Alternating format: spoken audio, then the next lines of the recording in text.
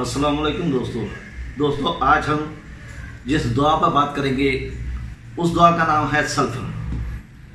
तो दोस्तों, जैसे कि आप जानते हैं कि सल्फर एक ऐसी दुआ है जिसके बगैर होम्योपैथिक क्लिनिक करना नामुमकिन है। और ये दुआ बहुत सारे अमराज में हमारी मददगार दुआ है और इसके बगैर हम इलाज मुआवजा नहीं कर सकते। लेकिन दोस्तों, सल्फर को अगर हम सिर्फ बीमारी के नाम पर ही डायग्नोज करेंगे, हम दवाई को सिर्फ बीमारी के नाम पर ही देंगे, तो ये एक गलत तरीकाकार है। क्योंकि सल्फर की रेंज इतनी ज़्यादा वसी है कि आपको हर पेशेंट में सल्फर की अलामात मिलेंगी। लेकिन दोस्तों, हमने सल्फर की अलहदा जो सल्फर की अपनी पहचान है, हमने उसको देखना है कि सल्फर की क्या पहचान है। कुछ आपको हर बीमारी में, हर मरीज में सल्फर की कुछ ना कुछ अलामात ज़रूर मिलती रहेंगी। ये सूरा की सबसे बड़ी दुआ है। हनुमान ने फरमाया है कि ये तरियाके आज़म है सूरा का, और इसका रुख अंदर से बाहर की तरफ होता है और जिल्द की तरफ इसकी खास कशिश है। ये वहाँ गर्मी, जलन, खारिश पैदा करती है और इसकी तकालीफ बिस्तर की हरारत से बढ़ती है। चुनाचे इसकी तमाम अलामात में कमज़ोरी और ढीलापन पाया जाता है, गर्मी की तिमतमाहट पाई जाती है, पानी से नफरत होती है। यह मरीज पानी से नफरत करता है, नहाने धोने से कतराता है, बाल खुश्क होते हैं, सख्त होते हैं और तमाम जिस्मानी सुराख ये सुर्ख रंग के होते हैं।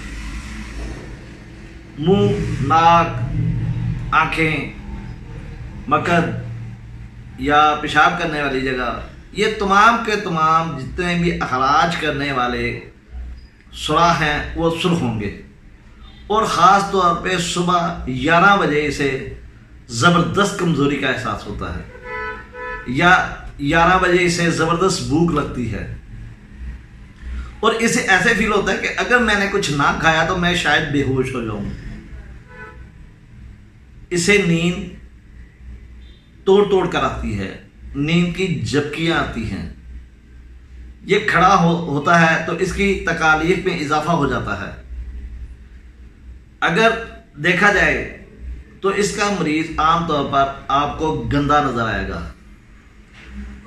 गंदा नजर आने से मुराद ये नहीं कि वो मिट्टी और चीकड़ वगैरह में भीगा हुआ हो, नहीं, बल्कि इंसान के स्किन के ऊपर एक कुदरती चमक जो होती है वो उसकी जिल्द पे नजर नहीं आती। जितना मर्जी साबुन लगा ले, नहा ले, 10 बार भी नहा ले, लेकिन जिस्म में जो कुदरती शाइनिंग होती है वो नहीं होती। और इसे बेतरतीब पड़ी हुई अशिया, जिल्द, खारिश, उससे मवाद निकल रहा हो, इसे नागवार नहीं गुजरता। नहाने धोने और साफ कपड़े पहनने से ये बेनियाज होता है, इससे परवाह कोई नहीं होती। जब मरीज को इसकी अलामात के मुताबिक एहतियात से कोई भी दुआ जो उसकी बनती है वो दी जाए और वो काम ना करे, तो फिर हम वाइटल फोर्स को तहरीक देने के लिए या अलामात को राह रास्त पर लाने के लिए सल्फर का इस्तेमाल करते हैं, जो कि अलामात को बार बार आने का जो रुझान होता है उसे ख़त्म कर देती है। इसके जितने भी अखराजात होते हैं वो बदबूदार होते हैं। होंठ और चेहरा सुर्ख होता है, जैसे कि पहले बताया। ये भूल जाता है, बात करता है भूल जाता है, गौर व फिक्र नहीं कर सकता, मुश्किल होता है इसके लिए। ख्यालात आने शुरू होते हैं, वसवसे आने शुरू होते हैं। फटे पुराने कपड़ों को ये नहायत शानदार कपड़े समझता है और इन्हें संभाल कर रखता है। ये कोई चीज़ फेंकता नहीं। हर गंदी चीज़, हर ऐसी चीज़ जो हम घर से बाहर फेंकना चाहते हैं वो संभाल के रखता है और ख़ुद को बहुत अमीर ज़्यादा समझता है। क्यों? क्योंकि इसकी उम्मीद की किरण कभी ख़त्म नहीं हुई। ये हमेशा पुरुम्मीद रहता है, जिस हाल में भी हो, गरीब से गरीबदार हो जाए, लेकिन इसकी उम्मीद कभी नहीं टूटी। हर वक्त मसरूफ रहता है, कहीं ना कहीं कोई ना कोई काम करता रहता है। बदमजाजी आ जाती है, प्यार मोहब्बत कम हो जाती है, ये खुद गर्ज होता है। यानी कि इसकी अपनी एक दुनिया होती है। ये अल्लाह से लो लगाता है, इबादत में 24 घंटे मसरूफ रहता है। कारोबार से, काम से जी चुराता है, बदमजाज होता है और ये सुस्तुल वजूद होता है। ये जिस्मानी तौर पर सुस्त होता है, लेकिन ज़हनी तौर पर यह नए नए मनफूदे बनाता रहता है। जैसे हम शेख चिली कहते हैं। पसमुर्दा होता है, पतला तंग, यानी कि कहने बदन वाला होता है। भूख इसे अच्छी लगती है, भूख अच्छी लगती है, लेकिन उसके बावजूद इसका जिस्म पतला होता है। मोटे सल्फर के मरीज आमतौर पर उसकी कॉन्स्टिट्यूशन में नहीं, वैसे मोटे मरीज को भी अच्छा काम करती है। चुंदिया, यहाँ पे जलन होती है, खोपड़ी खुश्क, बाल खुश्क और बाल गिरते हैं। खारिश ऐसी होती है जिनको खजाने के बाद, खारिश करने के बाद उसमें जलन होती है। पलकों के सिर पर जख्म बन जाते हैं जिनमें जलन होती है। बहरापन होता है और बहरापन में इसकी ये एक खास अलामत है कि सुनने की कुव्वत ख़त्म होने से पहले ये इसकी कुव्वतें समार बढ़ जाती है, बढ़ के फिर ऐसा ख़त्म होती है। नथने सुर्ख होते हैं, क्रींड होता है, पुराना खुश्क ज़ुकाम होता है, छिछड़े निकलते हैं नाक से जिनको हटाने से बाद दफ़ा खून निकलता है। होंठ खुश्क, चमकदार, सुर्ख, जलन होती है और इसे भूख लगती भी बहुत ज़्यादा है या बिल्कुल ख़त्म हो जाती है। लेकिन खाना कम खाता है और पानी ज़्यादा पीता है। इसे दूध हजम नहीं होता, मीठा खाने की रग़बत होती है और भूख की वजह से मैदे में बैठने का एहसास होता है। जैसे आपको बताया ना कि 11 बजे इसे इंतहाई कमज़ोरी फील होती है, यानी कि ऐसे भूख लगती है और भूख लगने से ऐसे इससे लगता है कि जैसे मैदा बैठ जाएगा, यानी कि अब जान निकलने वाली है। खट्टे डकार आते हैं, मैदा तुर्श होता है, जलन होती है और ख़ास तौर पर दोपहर 11 बजे गैर मामूली कमज़ोरी का एहसास होता है। जैसे कि अभी गिर जाऊंगा, अगर ना कुछ खाया तो अभी गिर जाऊंगा और अभी बेहोश हो जाऊंगा, चल फिर नहीं सकता, खड़ा नहीं हो सकता। दर्द जिगर होता है, पानी पीने के बाद इसे दर्द होती है। मगज में जलन और खारिश होती है। यह बवासीर की एक बहुत अच्छी दुआ है और पहाने की नाकाम हाजत होती है। और मगज के इर्द गिर्द, जैसे पहले बताया कि इसके तमाम सुराख सुर्ख होते हैं, इसे मगज के इर्द गिर्द की जगह सुर्ख होती है और सुबह सवेरे बगैर दर्द के दस्त आते हैं। और रफा हाजत के लिए जैसे ही इसकी आंख होती है ये भाग कर बाथरूम की तरफ जाता है।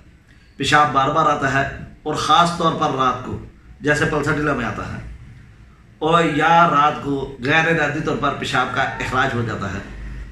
पेशाब करते वक्त जलन होती है जो कि पेशाब करने के बाद तक कायम रहती है। हाजत अचानक हो और फौरन पेशाब करना पड़े, इसका मरीज पेशाब रोक नहीं सकता। कजीब सर्द होता है, अज़ाए तनासल सर्द होते हैं, बेसकत होते हैं, ढीले होते हैं। अज़ाए तनासल पर रात को खारिश होती है और हाथ पांव गर्म, पसीना आता है और उन पे पसीना आता है। हाथ पांव गर्म होते हैं और उन पे पसीना आता है। हाथ पांव में जलन होती है। इसकी नींद बहुत कच्ची है, ये अचानक जागता है।